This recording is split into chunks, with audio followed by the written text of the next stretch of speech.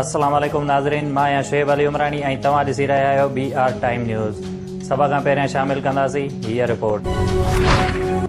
Lucky Ghulam Shah वेझो कचे में जतोई बिरादरीअ जे ॿिनि धुरियुनि में कार ऐं तकरार तां 7 ॼणा मारिजी विया, 10 ज़ख़्मी। जतोई बिरादरीअ जे कमालाणी ऐं सद खानाणी धुरियुनि में जहिड़े दौरान जदीद हथियारनि जो इस्तेमालु पुलिस पहुची जहिड़े दौरान मारिजी वियलनि जा लाश ऐं ज़ख़्मियुनि खे इस्पताल मुंतक़िल कयो। SSP शिकारपुर कामरान नवाज़ चयो आहे त धुरियुनि में शुरू थियल जहिड़े ते ज़ाब्तो आणे छॾियो आहे, ज़िम्मेवारनि ख़िलाफ़ कार्रवाई कई पई वञे। वफ़ाक़ी हुकूमत पारां गैस ऐं बिजली ॿीहर महांगी करण जूं तयारियूं। IMF खे बिजली वधीक ₹4.97 महांगी करण जी ख़ातिरी कराए छॾी ऐं एडजस्टमेंट जी मद में बिजली वधीक ₹1.63 महांगी थींदी। वफ़ाक़ी हुकूमत पारां IMF खे गर्दिशी कर्ज़ा ख़तमु कराइण वारी प्लेन ते अमल दरामद कराइण जी बि ख़ातिरी कराई वई।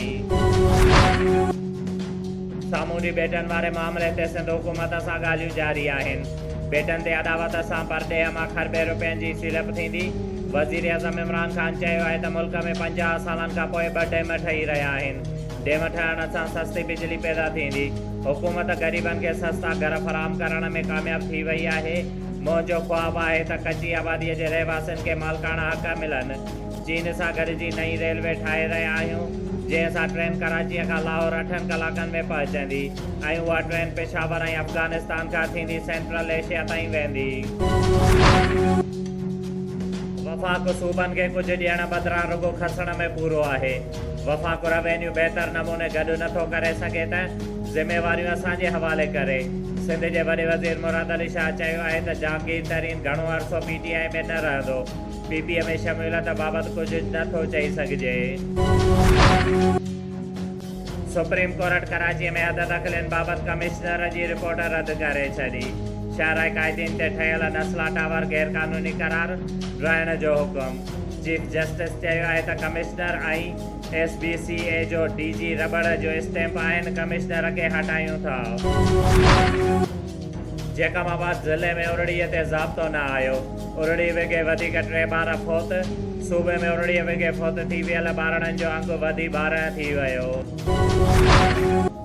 68 मोरी लॻो ॻोठ फैज़ मोहम्मद बिरोईअ में गुज़िरियल राति शाहनवाज़ उर्फ़ शानू मरी, गमशाद ऐं हैदर मरी आल सिंध बिरोई वेलफेयर एसोसिएशन जे मरकज़ी नायब सदर मीर ख़ालिक़दाद बिरोईअ जे हारी वाहिद बख़्श बिरोईअ जे 4 एकड़ कणक जे धेरे खे बाहि ॾेई फ़रार थी विया।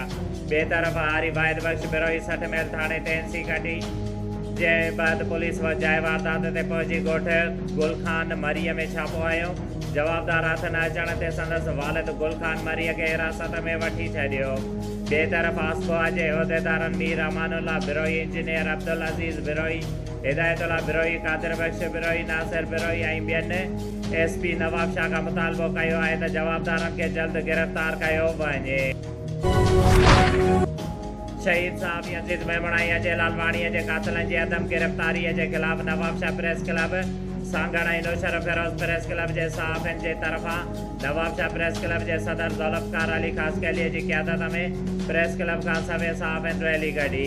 DIG ऑफिस जे साम्हूं धरणो आयो, जंहिं ते उन्हनि मुतालबो कयो त सहाफ़ियुनि जे कातिलनि खे जल्द गिरफ़्तार कयो वञे। ॿी सूरत में वज़ीर आला हाउस अॻियां धरणो हयो वेंदो। शुएब अली उमरानीअ खे ॾींदा इजाज़त। वधीक ख़बरुनि ऐं अपडेट्स लाइ ॾिसंदा रहो BR टाइम न्यूज़।